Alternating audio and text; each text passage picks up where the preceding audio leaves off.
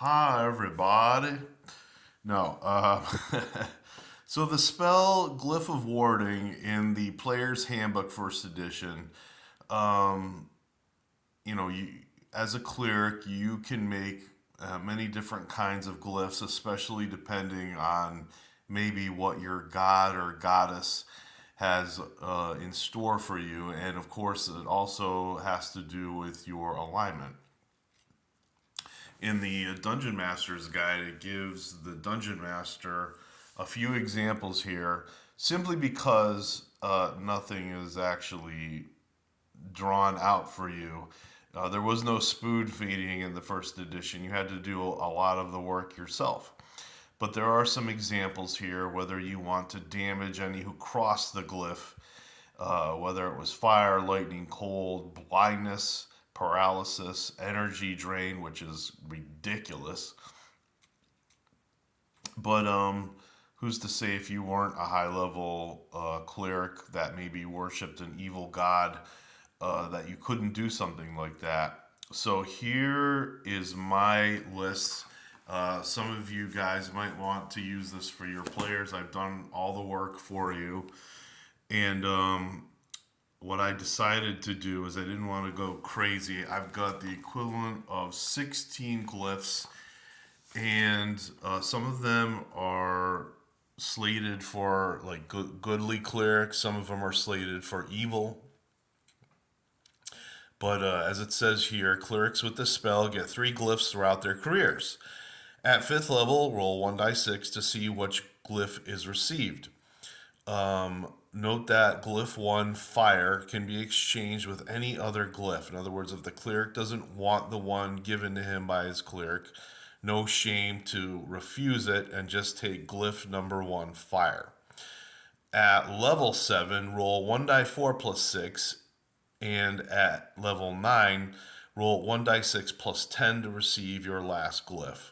Roll again if the glyph is unusable to you. Good characters cannot use evil glyphs and vice versa. So here's the first one, fire. And the intruder catches it on fire for an instant. Damage is only 2 hit points per level of the caster. A 5th level cleric would cause 10 points of damage. If a saving throw is made, then half damage received.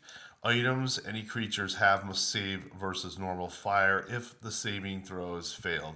Just like a lot of spells, equipment is fine if you make your saving throw. If you fail, you must save on your equipment. So that's automatically becomes a kind of a good spell, especially versus NPCs and evil monsters or whatever that might have items such as swords and other things that even though the fighters might want them, hell, it's sometimes better to destroy the equipment of your enemies than have them chopping you up. The second one, shock. The intruder is shocked. I'll show you a close up of it. The intruder is shocked for 2 hit points per level of caster. No saving throw is possible. Items the victim possesses do not take damage. Paralysis, number 3. The intruder is paralyzed for 1 turn per level of the caster unless a saving throw is made. Elves still get their 90% resistance versus this charm like effect. So, paralysis is going to last a long time. A creature might come along and eat your enemy. And again, just a reminder, that's powerful, but Glyph of Warding is actually 3rd level magic. So something like that would qualify. The 4th one is blind. The intruder is permanently blinded unless a saving throw is made. So you cause blindness for the effects. Again, it's a 3rd level spell, and this might seem a little bit unfair. Not going to happen all that often. Trip. The intruder trips and falls down unless a saving throw is made. These are usually used before a pit or sharp item in the floor. And number 6, Dispel Magic. This runic glyph causes Dispel Magic spell to go off centered on the intruder. All spells currently in effect in the area, a 30 foot cube. In other words, 6x6 grids on a battle map. Must be checked for against at the level of the glyph caster. Furthermore, potions are affected. Have a saving throw is 8 plus is needed to stop any potions destruction in the area. Let's see. Number 7, weak poison. The intruder receives 20 hit points of damage unless a saving throw versus spells is made. If a successful save is made, he receives only 10 hit points of damage. This is considered a magical poison. For rule's sake, note that poisoning is an evil act. Only neutrals and evils will probably take this spell. Good characters, not at all, not so much.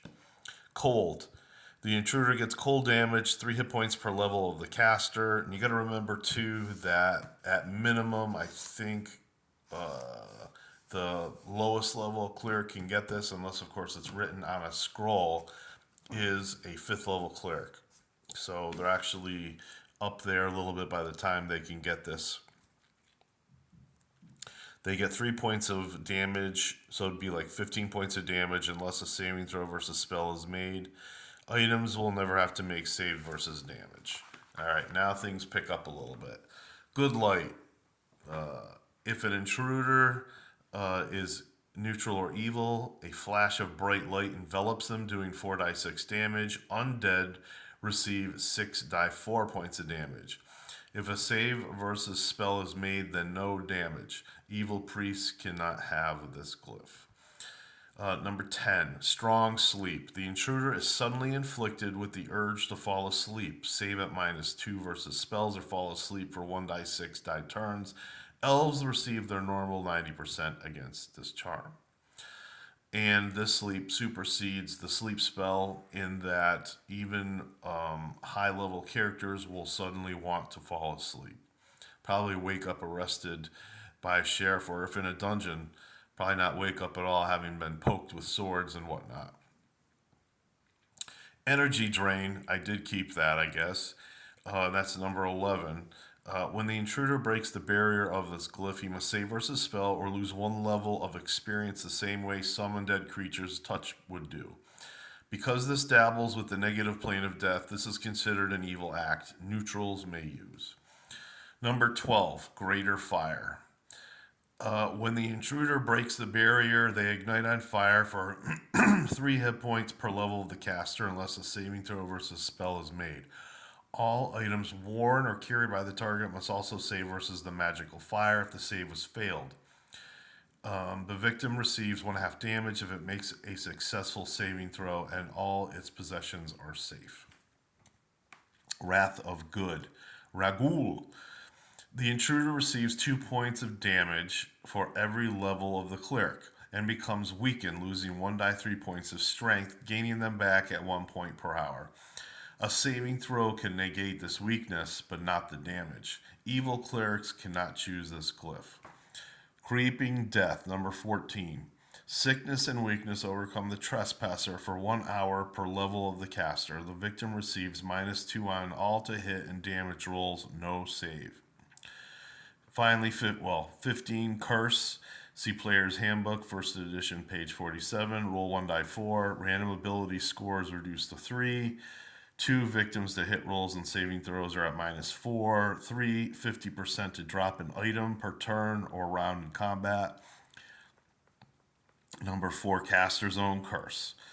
None of these are permanent. Let's see. Shock. Greater. Intruder gets shocked at 3 hit points per level of the caster. Save versus spells for half damage. If a save is failed, all equipment must save versus electricity. And electricity is one of the toughest things to save for equipment. I think acid, electricity maybe, or lightning. Yeah. So there we go. Those are my glyphs of warding that I've come up with, and we've used these for years and years and years. It's good if you're either in a dungeon or if you're just protecting your home church, whatever they have to do to stop any kind of trouble. Good night.